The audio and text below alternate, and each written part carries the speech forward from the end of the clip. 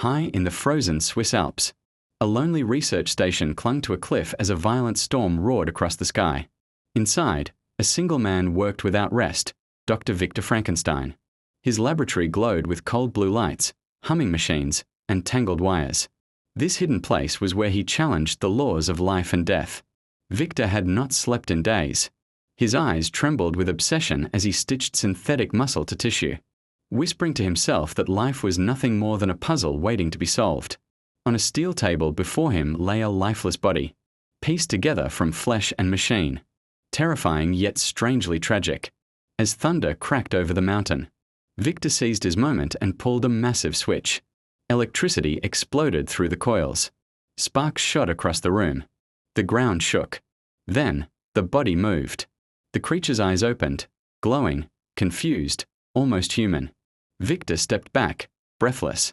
He had done the impossible. He had created life. But the new life was afraid. It gasped, struggled, then violently tore the restraints from the table. Victor reached out, but the creature panicked. With a single desperate leap, it crashed through a reinforced window and vanished into the raging storm.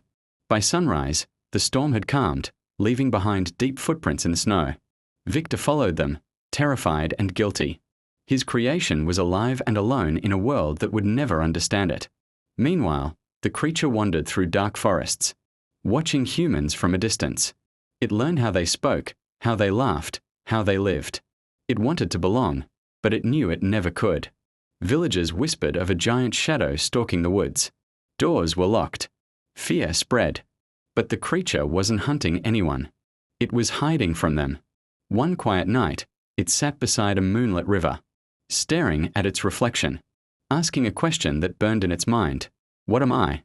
Then it heard music, a violin from a small wooden cabin. Inside lived a blind old man who played each night. Drawn by the warmth, the creature listened from the doorway.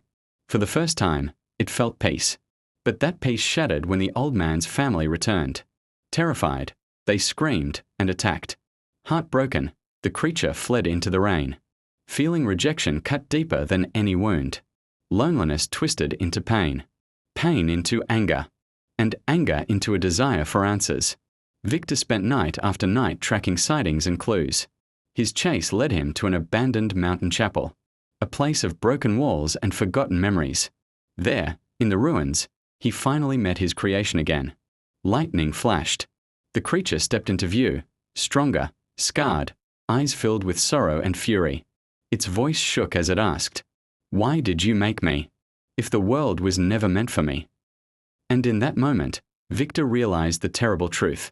He had created life, but never gave it a reason to live.